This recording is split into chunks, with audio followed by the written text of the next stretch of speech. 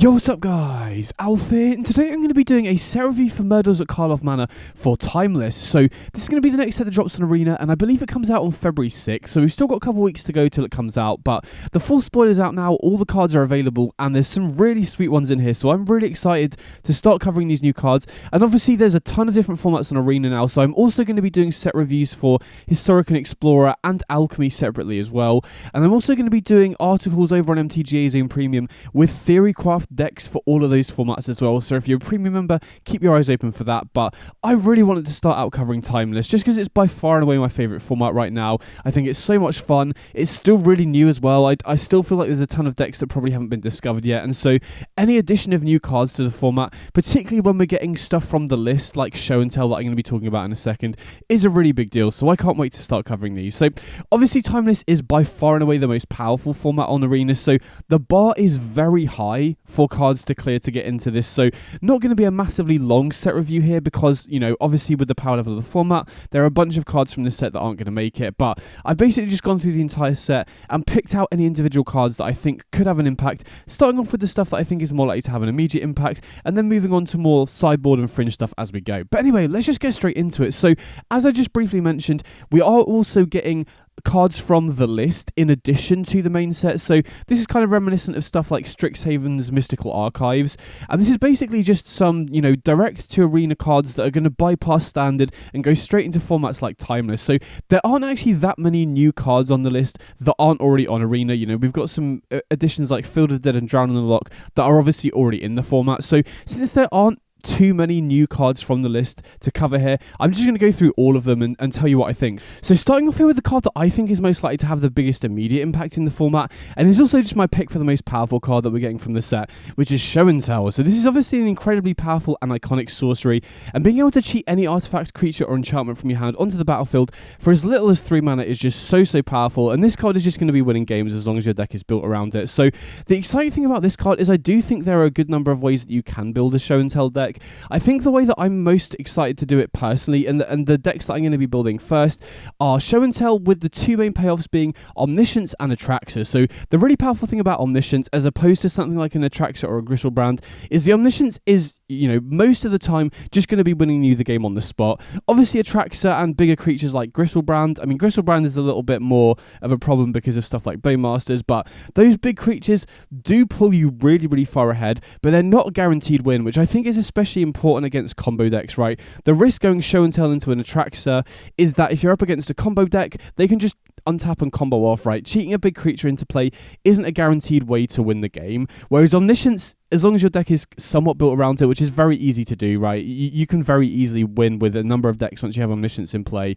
This card being able to win the game on the spot is a very big deal. Now, in Legacy, which is the main place these sorts of decks see play, they tend to run a lot of cantrips here, so you know, they've got stuff like Ponder and Preordain alongside Brainstorm, which are very efficient at both assembling the combo and then being able to find your win condition once you have an Omniscience in play.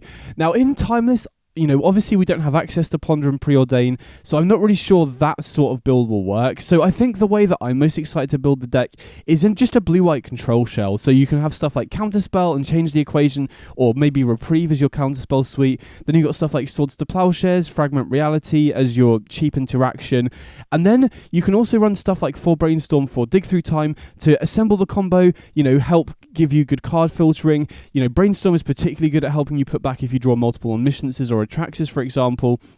And the nice thing about it, in theory, for me, in a blue-white control shell, is just that, you know, you don't need to have the crazy fast starts consistently, right? Obviously, if you just happen to open Show and Tell into Omniscience, you can just win the game on turn 3, which is a very big deal for a control deck, right? Typically, the big issue with control is they take a long time to close out games, which gives the opponent a lot of time to draw out of the situation. So you do have access to the crazy fast starts, but you also don't rely on them, right? Control is very good at playing the long game, so you can just interact with the opponent in the early game, buy yourself time to assemble the combo, which Dig Through Time in particular is a card I'm very excited for because it's not legal in Legacy, and is very good at both being just a good control shell, a good control card in general, very good alongside fetch lands so you can get it online early, and is obviously very good at helping you assemble your Show and Tell plus Omniscience or Atraxa. So that's the home I'm most excited for it personally. There are a number of ways you can build it outside of that though. Another way I'm very excited to try with it as well is alongside Natural Order. So we've obviously seen from a number of decks that Natural Order is one of the most powerful cards in the format already,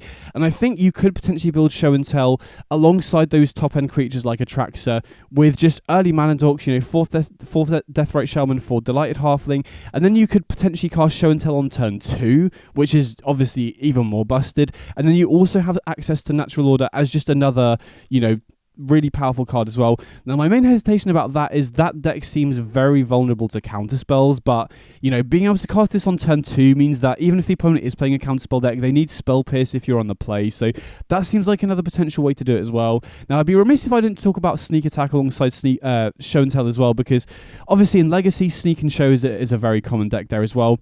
My main hesitation with that is that we just don't have the good fast mana. Obviously, we have access to Dark Ritual, so there could maybe be Show and Tell, Sneak Attack, Dark Ritual deck, but my experience with Sneak Attack is that I've not been massively impressed with it, honestly. Without stuff like Ancient Tomb or just fast mana outside of Dark Ritual, this card has felt quite clunky. You know, it is essentially 5 mana to go off, so I'm a little bit more hesitant about Show and Tell alongside Sneak Attack because I just feel like Sneak Attack is a little bit too slow without more fast mana. Obviously, Dark Ritual does enable it, but outside of that, it's just not as consistent in my opinion. So I think Show and Tell I'm mainly excited for just as, you know, alongside Natural Order or in a control shell.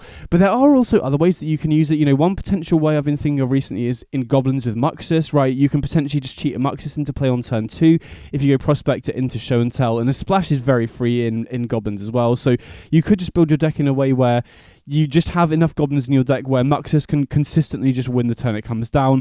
Whether you want to go the haste route with, you know, Chieftain and War Chief with Krenko, or potentially just the sacrifice cards with like Stinggang Lieutenant and Pashlik Mons. But either way, I'm really excited to play with this card, and there, as I said, there are a number of ways that you can build with it as well. So there's going to be a ton of different ideas I'm going to be trying out with this. So next up we got Gamble, which is a very interesting addition to the format. So I think there are two main applications of this. First of which I think is just as a combo tool, right? Being able to consistently find whatever combo piece you're missing is very big. The big issue with this though is that I think a lot of decks will be interested in it, but I don't know if I'll personally be very excited to play those decks because I think the fail rate on this card is very high. Obviously there's always the risk that you just end up discarding whatever you tutor for, but if you are running this in a combo deck, you typically need to assemble multiple combo pieces, so even if you don't discard the card that you tutor for, there's always just a risk that you'll discard another combo piece in your hand that will prevent you from going off anyway. In terms of specific cards, I think the first card that comes to mind for me to use with Gamble in that sort of sense is Channel. I think Channel is still probably the most powerful card in the format.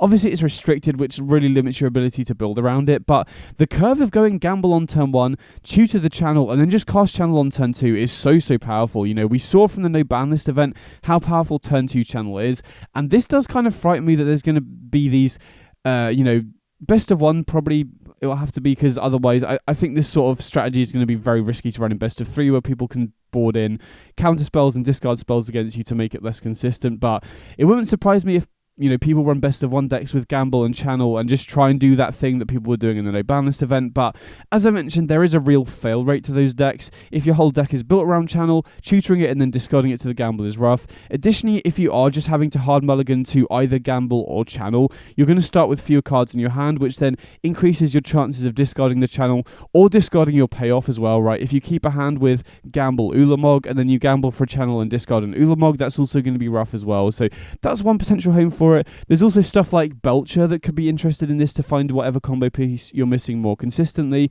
But as I mentioned, I think for those sorts of combo decks, the fail rate is just very high on this card. So while it could be good in those sorts of decks, there is definitely a lack of consistency because of the random discard. Additionally, there could be decks that just want to get stuff in the graveyard. I've seen some people talking about this in, is it Phoenix maybe, as a way to just tutor Phoenix and then you don't really care if you discard it. I'm not 100% sure about that because it is card disadvantage, and then there's always the risk that you end up discarding a card like Treasure Cruise instead, which is an absolute nightmare. So I don't know. I feel like this card, there will definitely be some decks that will be interested in playing this, and I think this card will be good in those decks, but there is a real lack of consistency with this card because of the random discard, where I'm not sure I'll personally want to be running those decks, if that makes sense. So next up we got Victimize, which is a really interesting card. So this is obviously a very powerful reanimation spell, which is a very big deal because I think this is one of the archetypes that is just lacking enablers in Timeless.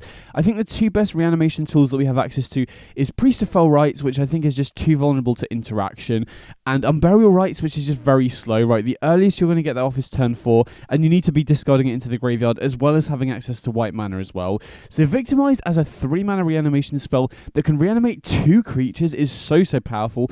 Now obviously the big weakness here is it does require a lot of setup. I believe you do need to have 2 creatures in your graveyard in order to do this, right? If you end up discarding like a single Atraxa, I don't think you'll be able to cast this because you need to have 2 creatures in your graveyard in order to target, and you obviously also need a creature on the battlefield as well, so you will need to be built very heavily around this card in order to enable it. So you'll probably need to be running stuff like Faithless Looting, Stitcher Supplier in order to consistently get 2 big targets into the graveyard.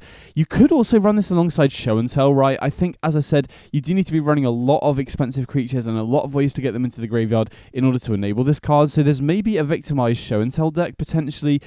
Again, my main concern about this card is it is very difficult to set up. I think this card is going to be very difficult to set up on turn 3 consistently because, like I said, you do need to have 2 creatures in the graveyard and a creature on the battlefield, but this definitely seems like it's going to be worth building around. I think, as I mentioned, Reanimator is just a deck that has lacked good enablers for the archetype, and this seems like a very nice one for that, so I'm definitely going to be trying this one out for sure.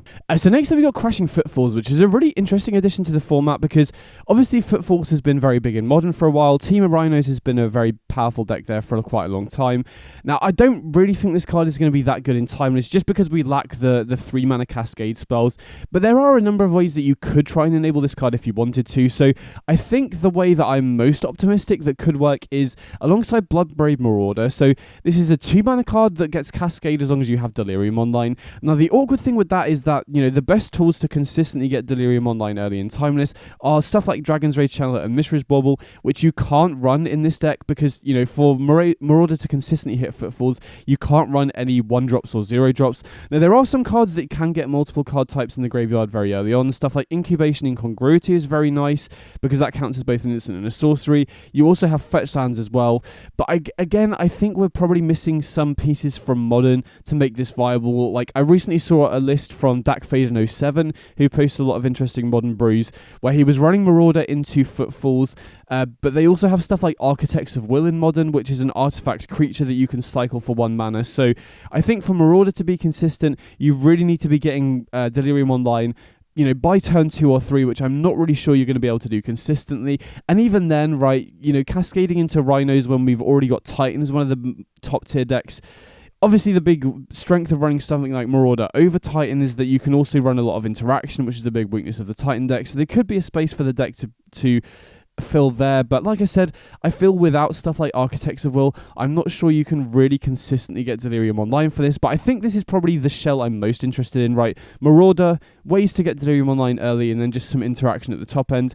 Other ways that you could potentially build it, you could potentially try and use the 4-mana Cascaders like Bloodbraid Elf and Geological Appraiser, but I think that's just way too slow, right? I actually think Timeless is probably faster than Modern, and so delaying your combo by a turn is a huge deal. I don't really think those builds are going to be consistent.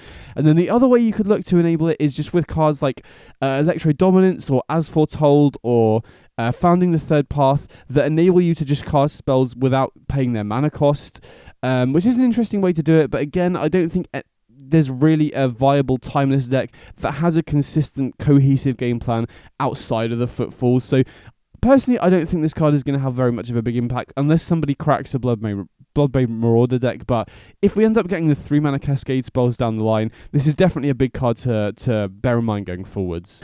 So next up we got Ghostly Prison, which is an interesting addition, but I don't really think it's going to see play here, to be honest, because, you know, it's an interesting effect to have access to, but I just can't see this being particularly good against anything, right? You know, it's you would want this if you're playing a deck that struggles against go wide strategies specifically. So maybe if you're running a deck that's very good at single target removal, but then you might as well just run sweepers in this sideboard.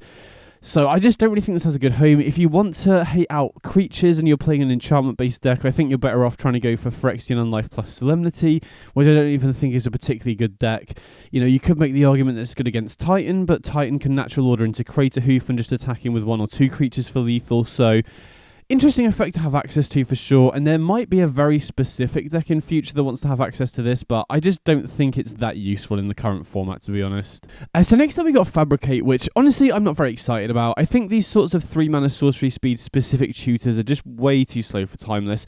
Now obviously there are some decks that are very interested in finding specific artifacts, namely Goblin Charbelcher, but I think this isn't really a good addition to the current Belcher decks. I don't think it really speeds the deck up or fixes any of the issues the deck currently has. It only puts it into your hand rather than putting it onto the battlefield like something like Beseech or Creativity does, so that's the only real deck that could conceivably be interested in this, and I don't think that deck would ever want to change to blue just for this card, and I think it's just too slow for that deck anyway. The next up, similarly, Tragic Slip. I don't think this card's going to see any play either. The quality of interaction in Timeless is really good. You got Source to Plowshares, Fatal Push, Lightning Bolt, Leyline Binding, so this is just, way worse than those, and is just, way too specific, so not going to see play in Timeless there either. And then the final 3 cards in the list, these are all cards that Wizards have changed specifically for Arena, which is cool because we're getting some cards in here that are going to have an impact, especially in other formats like Explorer. Having said that, I think these cards are probably a little underpowered for Timeless. I think Smuggler's Copter has the best chance out of all of them to see play, though. I could envisage some mid-range decks with Graveyard Synergies being interested in this card, so I could see some specific decks being interested in Smuggler's Copter, so definitely bear this one in mind when you're brewing mid-range decks in future. And then Possibility Storm and Evolutionary Leap specifically, I don't think has any chance. Possibility Storm can do some interesting stuff where, if you play it with adventure cards and one really powerful instant or sorcery, you can kind of cascade into that. But I think that's more Explorer power level than Timeless. I think these 2 cards just aren't really going to see any play in Timeless. So those are all the cards from the list. Next up, we'll have a look at the main set.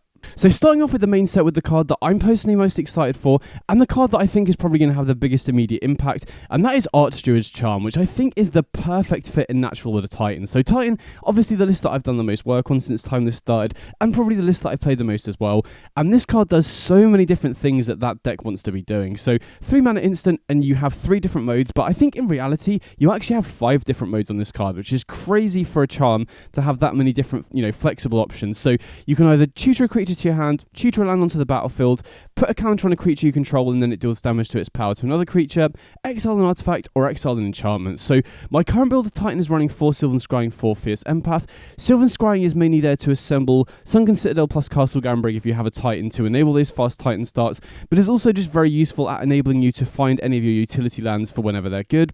And this card basically does the same thing, but it puts the land onto the battlefield. Obviously the big difference between Sylvan Scrying and Archdruid's Charm is, well, apart from the more restrictive mana cost that I'll get onto in a second, but it is obviously 1 mana more expensive, but paying an extra mana to put that land onto the battlefield really feels like it's worth it, right? I think that mode alone is actually probably slightly above rate at 3 mana, especially at instant speed, so the floor on this card just from that is really big, right? You get to ramp, you get closer to your Field of the Dead, you can put lands into play at instant speed, which is very big. If you have a Natural Order and you put a Colony Garden into play during your end step, for example, makes it much more difficult for the opponent to interact, to shut you off the Natural Order. You can put Bojuka Bog into play at instant speed to exile the opponent's graveyard and shut them off whatever synergies they got going on, so that mode alone is really big.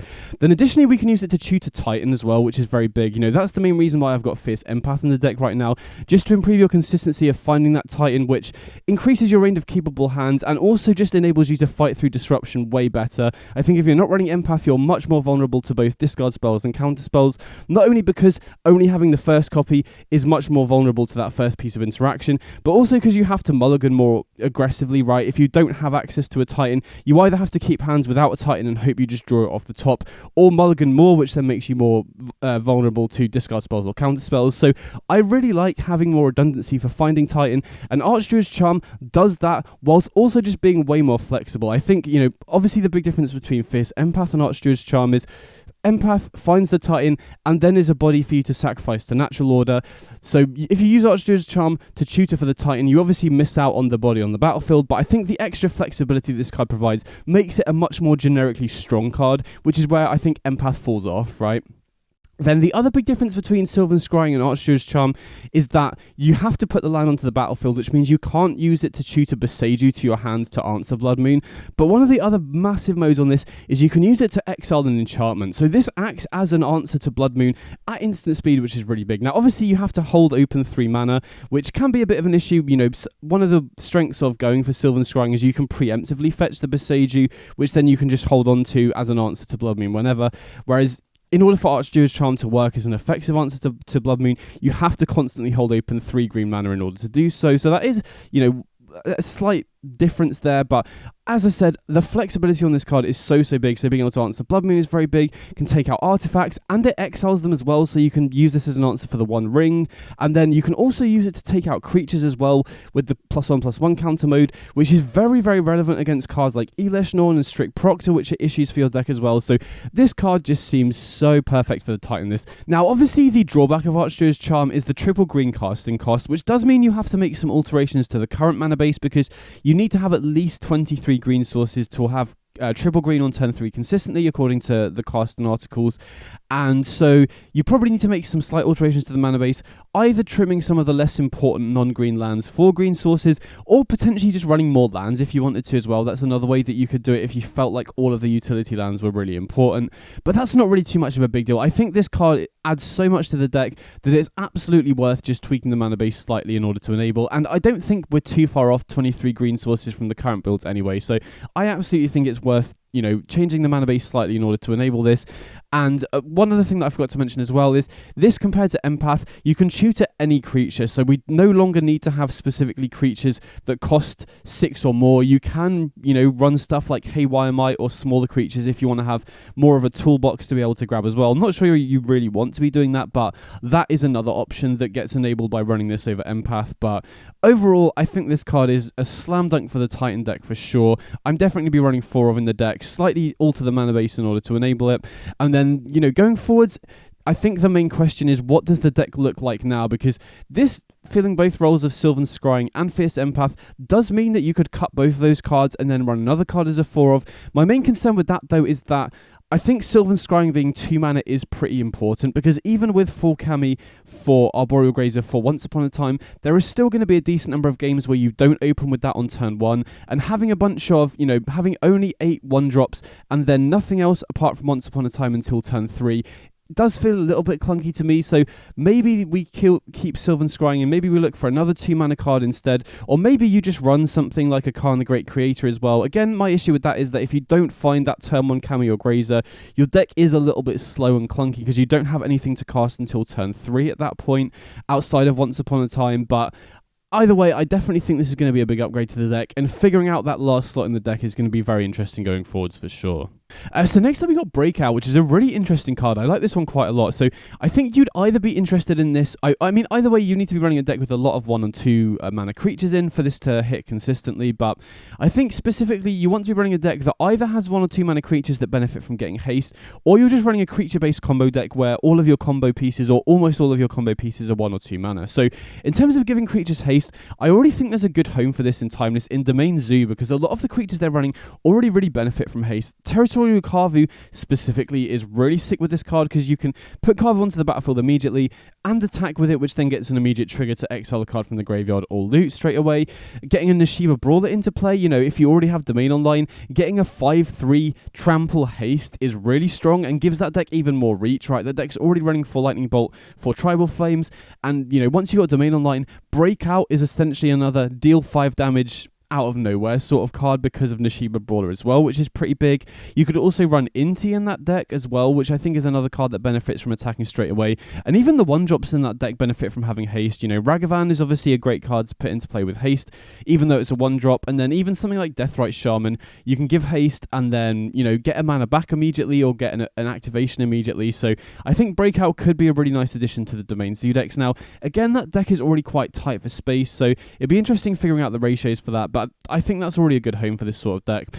In terms of other creatures that work well with this that benefit from getting haste, there's obviously Dreadhorde Arcanist that's really nice to give haste as well, getting you an immediate trigger. Now, I've not been too impressed with Arcanist in best of 3. Best of 1 mid-range decks have been decent with Arcanist. The awkward thing with that is that Jund typically doesn't run Arcanist and chooses to run Questing Druid and Tarmogoyf instead. Tarmogoyf, another card similar to Nishiba Brawler that could be good to give haste to force through extra damage with this as well. So Arcanist, I'm not really sure there's a good home for it, but that's an interaction that I'm going to be bearing in mind going future. And then other cards, specifically stuff that taps for its ability, stuff like Priest of Forgotten Gods works well with this as well. Now again, there hasn't really been a good Priest of Forgotten Gods deck in Timeless as far as I'm aware, but that's another synergy that I'm going to be bearing in mind going forwards. And then in terms of combo decks, again, I don't really think there's an existing combo deck that this works too well with. I think if it was in different colours, this would work really well in a deck like Samwise Combo, for example, where all of your combo pieces are 1 or 2 mana. Obviously, Samwise is already Abzan, and you don't really want to be splashing red just for this. But again, I think this is a card that is either going to be played in Zoo, or definitely one to bear in mind going forwards as more cheap creature-based combo decks, or decks where you have creatures that really benefit from haste, either off attack triggers or off tap abilities that you can get immediately. So I'm really excited to play with this one. So next up we got Insidious Roots, which is another card I'm really excited about. I think this is a really cool card that obviously wants you to be running a deck that has a lot of creature graveyard synergies. Now, I've seen a lot of people talk about this in both Dredge and Yawgmoth. In Dredge specifically, I'm not sure this is a really good fit. Dredge is, basically a best of one deck, and I don't think you really want to be running this in that deck. I think you want to be full on your plan A in that deck, right? You want to be running all of your Dredge payoffs, and then as much self-mill as possible to just race as quickly as possible. So I'm not sure Roots fits that well there. If you wanted to run Dredge in best of 3 and have this as like a sideboard fair backup game plan, I'm still not really sold on that, because it doesn't work through a lot of graveyard hate, right? It doesn't work through Rest in Peace, Leyline of the Void, Grafdigger's Cage, or Weathered Runestone. The only thing it really helps against is like Soulguide Lantern or Tormod's Crypt, so I don't really think it fits that well in Dredge personally. In terms of Yawgmoth, this is very interesting because it, triggers off Young Wolf, it triggers off Agatha's Soul Cauldron as well, which is pretty interesting, but I think in Timeless, with the tools we have access to right now, the best build of Yawgmoth is just alongside Natural Order. I think if we get Grist in like Modern Horizons 3 or something, then a build with Agatha's Soul Cauldron seems a lot more appealing to me, and then you could maybe have it as like an extra option there. But even then, the deck is already pretty tight for space, so not 100% sure on it on Yawgmoth. I think the place I'm personally most excited for it is I've recently been brewing around Dark Ritual, Necropotence, Ashiok Dreamrender alongside the food package, like Witch's Oven, Cauldron Familiar, Meat Hook Massacre, because that gives you, very cheap cards to play. Meat Hook Massacre is specifically very good with Necropotence, and then it gains you a bunch of life to keep the cards flowing. A lot of the food package is very cheap as well, and this seems like it could fit in that sort of deck very well, because you can run 4 Cauldron Familiar along with your Witch's Oven to trigger this, and then you could also run 4 copies of Bloodghast as well, which works very well with the Ashiok Dreamrender, gives you something to do with the self-mill, which enables you to run multiple copies of that in the main deck. And then this also works very well with Necropotence as well, because Necro, you're usually choked on mana, right? You can draw a bunch of cards, but you need to have the mana to cast it, and so having Insidious Roots produce these bunch of mana producers could work really nicely in that specific deck. Now again, that's still an idea I'm working on. I'm not sure if that deck will actually be good, but this is definitely a card that fits sort of very well into that sort of strategy, and I definitely have this one, in my mind going forwards as I build graveyard-based creature strategies in future. So next up we got Crime Novelist, which is an interesting combo card. And now before I get into the combo applications, it is a goblin that cares about artifacts, and we do have a reasonable number of them. We've got stuff like Wily Goblin that makes treasures, we've got Goblin Engineer that loops artifacts from the graveyard, and there are a number of other goblins that care about artifacts, so maybe that's a space you could look into, but again, I feel like that's probably more for lower power level formats like Historic and Explorer maybe.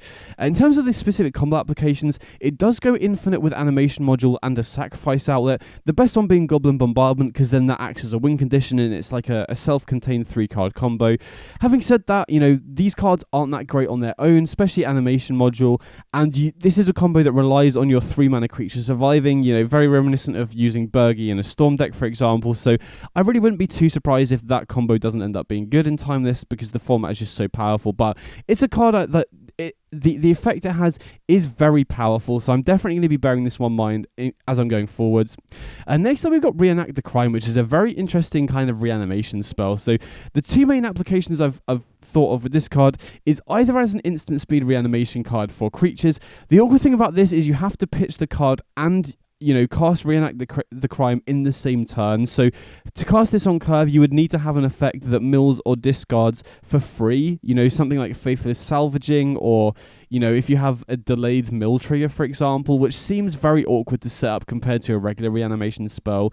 But, you know, the ability to exile stuff the opponent puts in their graveyard at instant speed is, you know, interesting flexibility that this card has. And then the other way you could use this is kind of like a Storm card with Beseech the Mirror. We've seen people use Beseech the Mirror with Mystic's Mastery in the past, and this seems slightly easier to combo with because you don't need as many bargain triggers, because you can just use this to kind of loop itself, if that makes sense. The big drawback, though, is the triple blue, right? And it's also generally less flexible than something like Mystic's Mastery. Because of that, in Timeless specifically, we can go Ritual into Mystic's Mastery, which is a pretty powerful synergy, which we obviously can't do with Reenact the Crime. And if you are running this alongside Beseech, you need triple black, triple blue, which is pretty awkward as well. So I don't know if this will have an immediate great home, but it's definitely an interesting card, and the power level feels there that you could do something broken with this. I think for now, though, the setup's probably a little bit too much to be, you know, that viable straight away, but it's definitely another card that I'm bearing in mind going forwards. So next up we got Delney Streetwise Lookout, which seems like a really interesting card to me. So it's a 3-mana 2/2 human scout, and makes your creatures with power 2 or less are basically unblockable by bigger creatures, but more importantly, it doubles up all of your ETB triggers from all of your creatures with power 2 or less as well. So we haven't really seen any Blink Ephemerate decks do that well in the format so far, but there hasn't really been a great payoff for doing so. The main one in, you know, previously was Soul Herder, which is basically unplayable into Orcish Bowmasters, but this one having 2 toughness doesn't have to worry about that. So I'm not sure if it will be that good, because as I said, these sorts of decks haven't really been a thing, but this seems like a nice enabler for running a bunch of creatures with ETBs, you know, your Skyclave Apparitions and stuff like that, alongside maybe Collected Company, so you can have these crazy burst turns as well, and then Ephemerate to start producing value. So I'm definitely going to be trying it out. Again, not 100% sure if these sorts of decks will be good, but this seems like a really interesting payoff for moving into that space. And like I said, it gives you another payoff similar to how Soul Herder would work, but this one is actually playable because it doesn't just immediately die to Bowmasters, if that makes sense. Then next up we got Doorkeeper Thrull, which is another really interesting card. So this does a very similar thing to both Strict Proctor and Hushbringer.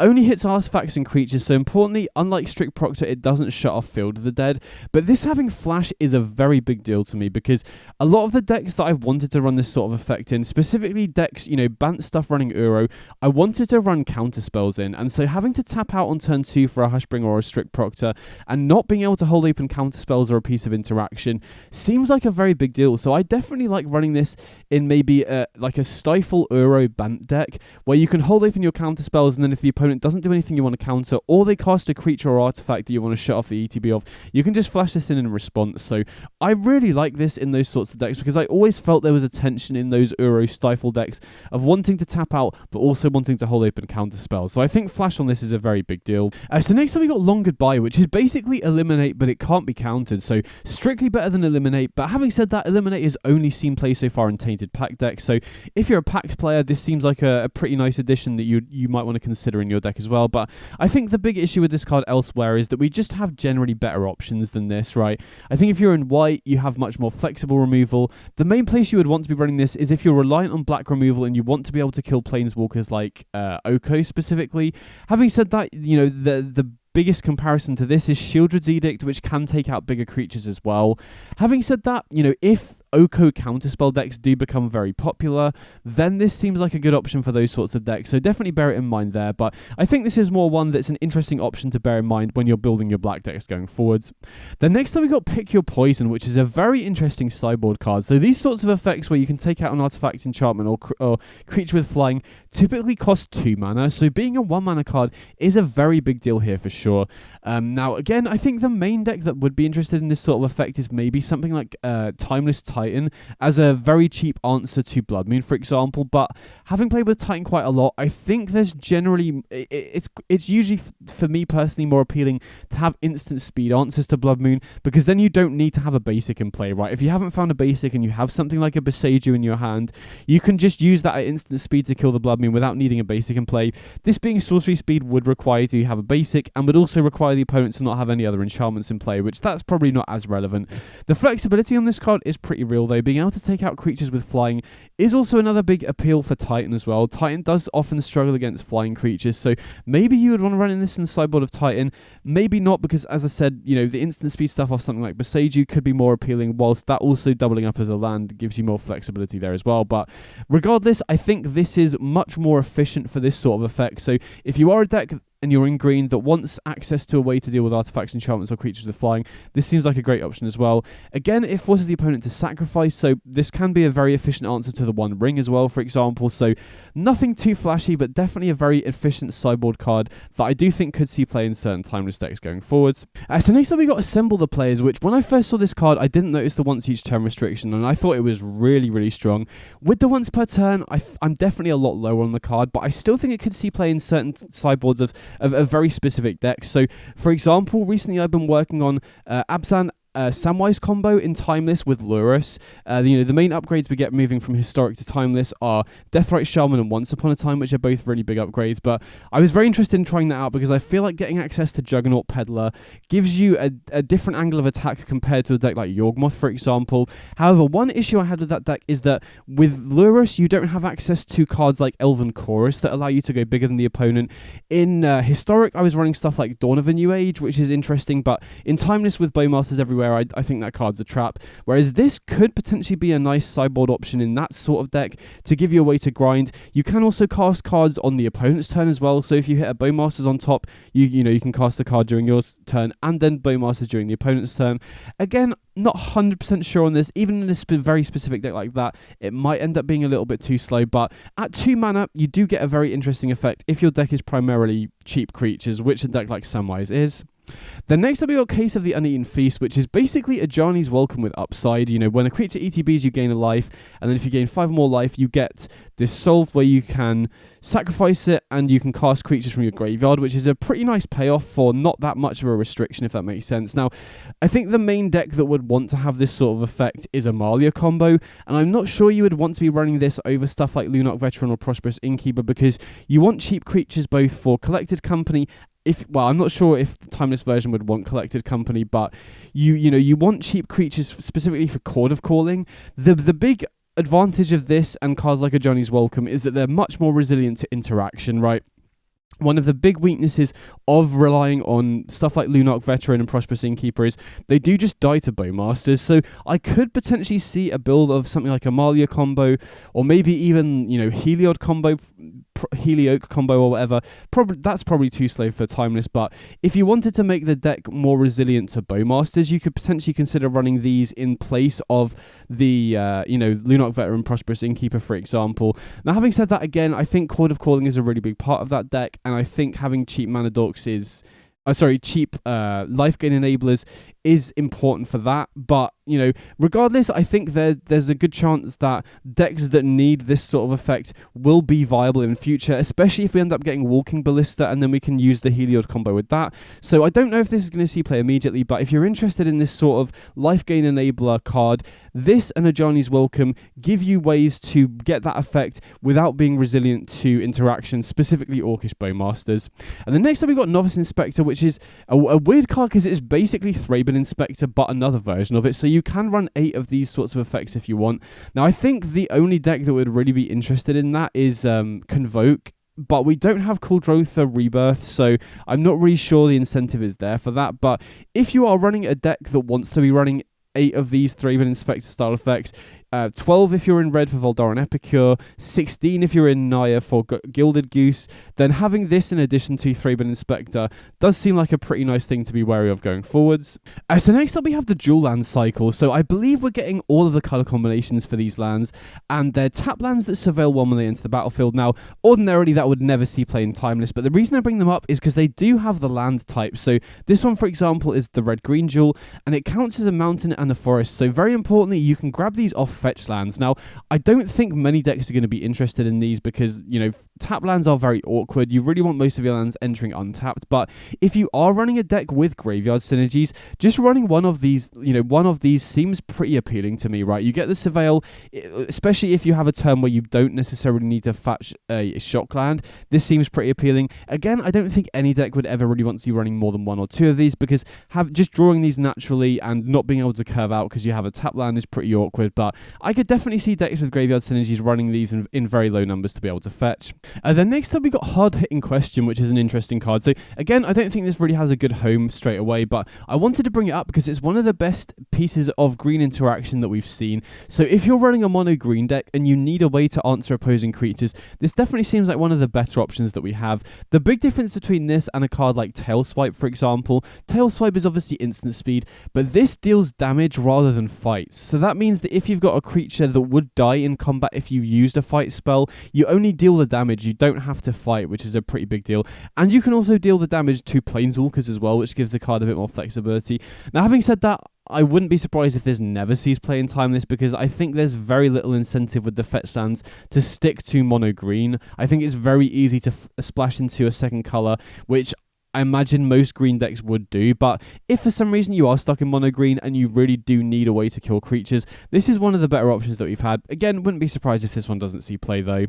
Then next up we got Blood Splatter Analysis, which is a 3-mana enchantment that deals 3 to a creature when it ETBs and then gives you, whatever, an extra ability later. The main reason I bring this card up is because I do think it could be interesting in Beseech the Mirror decks. I think, specifically black-red ones, there aren't a great deal of good quality cards that you can bargain. Like, there are some that you would want to run, but this seems like an interesting option as removal that is also a bargain enabler for Beseech. So again, very narrow card. I don't think this is really going to see play anywhere else, apart from maybe, Enigmatic Incarnation, but again, I think that's just way too slow for Timeless. So if you're running black-red Beseech and you want a piece of interaction but you feel you're slightly low on bargain enablers, this is an interesting option. So again, narrow card, but one that's worth bearing in mind. Then next up we got Leyline of the Guildpact, which is a crazy card. This one's weird, but I really like it. It's cool. The only way I could ever see this thing play in Timeless is if mono green Devotion sees play, because if you have this in your opening hand, you immediately get 4 green Devotion, which is pretty insane. Then if you go like turn 1 Utopia Sprawl, you're producing an insane amount of mana on turn 2 if you have a Nykthos. So the crazy fast starters on this could be good with Devotion. Now, having said that, Devotion hasn't really been a deck in Timeless, and I think for this to be worth running, you would need to have some other card in the deck that would benefit from the other abilities that the Leyline gives you, because drawing this off the top is, going to be absolutely awful. But, maybe one of the reasons that Devotion hasn't seen much play recently is because you need to be able to race, and this card does enable you to race if you have it in your opening hand. Again, much more skeptical about this one because it basically does nothing if you draw it off the top. And, as I said, Devotion hasn't really been a deck, but I think the crazy fast starts that this enables is notable enough that I wanted to at least highlight it. Again, wouldn't be surprised if it sees no play, but I feel like it does something powerful enough that it's worth bringing up.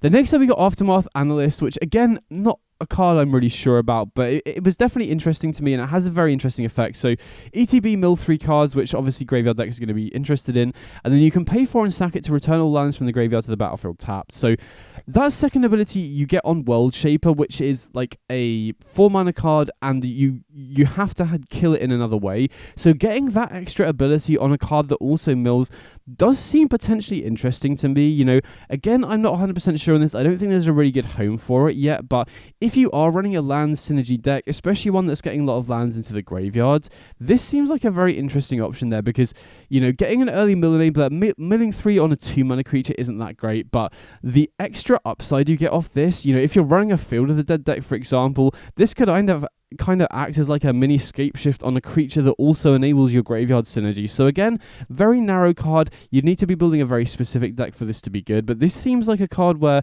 it's okay-ish on turn 2 as an enabler, but the payoff you get for the 4-mana ability seems pretty strong to me.